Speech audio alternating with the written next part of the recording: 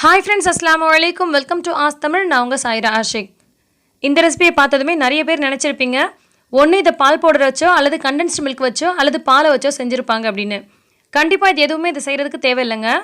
இது ஒரு அருமையான ஸ்வீட் ரெசிபி. அடுப்பு பக்கமே போக தேவையில்லை, 2 நிமிஷத்தில் வேலை முடிஞ்சிடும். எதை வச்சு செய்ய போகிறோம் அப்படின்னு பார்க்கலாம் வாங்க. இப்போ ஒரு மிக்சர் ஜார் எடுத்திருக்கேன். இதில் 1 கப் அளவுக்கு பொட்டுக்கடலை சேர்க்க போகிறோம். பொட்டுக்கடலையில் செய்கிறதுனால இந்த ரெசிபி நல்லா இருக்குமா அப்படின்னு சொல்லி நிறைய பேருக்கு டவுட் வரும். இந்த ரெசிபி முடியும் போது நீங்களே பாருங்கள் அதோட அவுட்புட்டை. அண்ட் தென் இது செம்ம டேஸ்ட்டாக இருக்கும். நீங்களே ஆச்சரியப்படுவீங்க, இவ்வளோ ஈஸியாக பேடா செய்யலாமா, அதுவும் இவ்வளோ டேஸ்ட்டாக செய்யலாமான்னு சொல்லிட்டு. 1 கப் அளவுக்கு பொட்டுக்கடலை சேர்த்தோம். அதுக்கு 1/2 கப் அளவுக்கு சர்க்கரை சேர்க்க போகிறோம். இதே அளவுகளோடு நீங்களும் செய்யணும், அது ரொம்ப முக்கியம். ஸோ நான் கொடுத்துருக்க அளவுகளில் நீங்களும் செஞ்சுக்கோங்க. கப்பு இந்த கப் அளவுக்கு தான் எடுக்கணுன்ற அவசியம் கிடையாது. இது மாதிரியான உங்ககிட்ட இருக்கக்கூடிய கப்பில் எந்த கப்லனாலும் நீங்கள் அளந்து செஞ்சுக்கலாம். இப்போ இது கூட ஒரு 3 போல் ஏலக்காய் சேர்த்துருக்கேன். நல்லா நைஸான பவுடரை அரைச்சி விட்டு எடுத்துடலாம். எந்த அளவுக்கு முடியுமோ அந்த அளவுக்கு நல்லா நைஸாக அரைச்சிக்கோங்க. பாருங்கள், நல்லா நைஸாக அரைச்சி விட்டு எடுத்துகிட்டு வந்தாச்சு. இப்போ இதை 1 அல்லது 2 முறை நல்லா சளிச்சு விட்டு எடுத்துக்கலாம். சின்ன சின்ன குறகுறப்பாக இருந்துச்சுன்னா அது சலிக்கும் போது வந்துடும். ஸோ நல்லா சளிச்சு விட்டுட்டு இதை எடுத்துக்கலாம். சலிக்காமல் அப்படியே கூட செய்யலாம், ஆனால் சளிச்சு விட்டு செய்யும் போது நல்ல ஸ்மூத்தாக இருக்கும். ஸோ 1 முறையோ அல்லது 2 முறையோ நல்லா இந்த மாதிரி சளிச்சிக்கோங்க. பாருங்கள், சரியாக அரைப்படாமல் கொஞ்சம் குறகுறப்பாக இருக்கிறதெல்லாம் இதுலேயே வந்துடும். இதை வெளியில் எடுத்துடலாம். இப்போ இது கூட நம்ம 1/4 கப் அளவுக்கு நெய் சேர்க்க போகிறோம். நெய்யை நீங்கள் உருக்கி விட்டும் சேர்த்துக்கலாம் அல்லது அப்படியும் சேர்த்துக்கலாம். 1 கப் அளவு பொட்டுக்கடலை, 1/2 கப் அளவுக்கு சர்க்கரை, 3 போல் ஏலக்காய், 1/4 கப் அளவுக்கு நெய். இது தாங்க மெஷர்மெண்ட்டு. ஸோ நீங்கள் எந்த கப்பால் அளக்குறீங்களோ அதே கப்பால் எல்லா பொருளையும் நீங்கள் அளந்துக்கோங்க.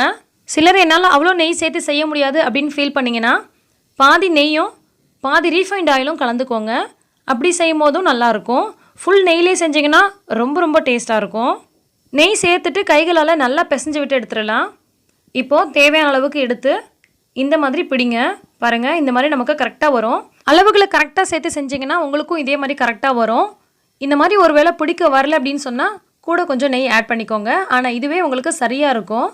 இப்போது சின்னதாகவோ பெருசாகவோ உங்களுக்கு எந்த மாதிரி வேணுமோ அந்த அளவுக்கு மாவு எடுத்துகிட்டு இந்த மாதிரி கைகளால் உருட்டிட்டு இதை நம்ம பாலாகவும் செஞ்சுக்கலாம் அல்லது இந்த மாதிரி நடுவில் லைட்டாக அழுத்தம் கொடுத்து பேடா மாதிரியும் செஞ்சுக்கலாம். கையில் நெய் எதுவும் அப்ளை பண்ணிட்டு தான் நம்ம இதை பண்ணணும் அப்படின்ற அவசியம் எதுவுமே கிடையாது. அதே நம்ம நெய் சேர்த்துருக்கனால கொஞ்சம் கூட ஒட்டாமல் உருண்டைகள் ரொம்பவே அழகாக வரும். ஸோ லட்டு மாதிரியோ அல்லது பேடா மாதிரியோ அல்லது நீங்கள் விருப்பப்பட்ட ஷேப்பில் குக்கி கட்டர்ஸ் வச்சுருந்தீங்கன்னா அதை கூட வச்சு கட் பண்ணி எடுத்துக்கலாம். இந்த மாதிரி பேடா ஷேப்பில் செஞ்சிங்கன்னா உங்களுக்கு கடையில் வாங்குறது போல் பார்க்கவே ரொம்ப அழகாக இருக்கும். இது மேலே கொஞ்சமாக பிஸ்தாவும் கொஞ்சமாக பொட்டுக்கடலையும் வச்சு டெக்கரேட் பண்ணியிருக்கேன். இது நம்ம பொட்டுக்கடலையில் செஞ்சோம் அப்படின்றதுக்காக இது மேலே நான் பொட்டுக்கடலை வச்சுருக்கேன். பார்க்குறதுக்கே ரொம்ப அழகாக இருக்குல்ல. இதில் துளி கூட பால் பவுடரோ அல்லது பாலோ அல்லது கண்டென்ஸ்டு மில்க்கோ எதுவுமே நம்ம சேர்க்க தேவையில்லை. இதெல்லாம் சேர்த்து தான் இந்த மாதிரி பேடை செய்வாங்க. ஆனால் நம்ம இது எதுவுமே சேர்க்காம ரொம்பவே சூப்பராக பொட்டுக்கடலையில் செஞ்சுருக்கோம். ரொம்ப டேஸ்ட்டாக இருக்குங்க. கண்டிப்பாக உங்கள் வீட்டுக்கு யாராவது கெஸ்ட்டு வராங்க அப்படின்னு சொன்னால் சீரியஸாக சொல்கிறேன், இந்த மாதிரி செஞ்சு வைங்க. அவங்க நீங்கள் எதில் செஞ்சீங்கன்னே உங்களால் கண்டுபிடிக்க முடியாது. ஆனால் டேஸ்ட் அவ்வளோ அமேசிங்காக இருக்கும். வாயில் வச்சதுமே அப்படியே கரைஞ்சி போகுங்க. ரொம்பவே சூப்பராக மெல்ட் ஆகிற மாதிரி இருக்கும். நான் இதை கடிச்சு காமிக்கும் போதே உங்களுக்கு தெரிஞ்சிருக்கும் எந்த அளவுக்கு ரொம்பவே சாஃப்டாக எந்த அளவுக்கு ஸ்மூத்தாக இருக்குது அப்படின்னு. அதே மாதிரி குழந்தைங்க வீட்டிலேயே இருக்கிறனால ஏதாவது ஒன்று செஞ்சு கொடுக்க சொல்லி கேட்டுகிட்டே இருக்காங்க. ஸோ இந்த மாதிரி செலவுகள் கம்மியாக இருக்கக்கூடிய பொருளை செஞ்சு கொடுங்க. ரொம்பவே விரும்பி சாப்பிடுவாங்க. இதில் நம்ம பொட்டுக்கடலை நெய் சேர்த்துருக்கனால உடம்புக்கு ரொம்பவே ஆரோக்கியமான ஒரு ஸ்வீட்டும் கூட. நீங்கள் யார் வீட்டுக்காவது போகிறீங்கன்னா கூட இந்த மாதிரி நீங்களே செஞ்சு ஒரு பாக்ஸில் போட்டு எடுத்துகிட்டு போகலாம். அந்த அளவுக்கு நீங்கள் கடையில் வாங்குறத விடையே ரொம்ப சூப்பரான ஒரு ஸ்வீட் இது. கண்டிப்பாக ட்ரை பண்ணி பாருங்கள். இந்த ரெசிபி உங்களுக்கு கண்டிப்பாக பிடிச்சிருக்கும்னு நினைக்கிறேன். பிடிச்சிருந்தா லைக் பண்ணி மற்றவங்களுக்கும் ஷேர் பண்ணுங்கள். எல்லா புகழும் இறைவனுக்கே. நன்றி.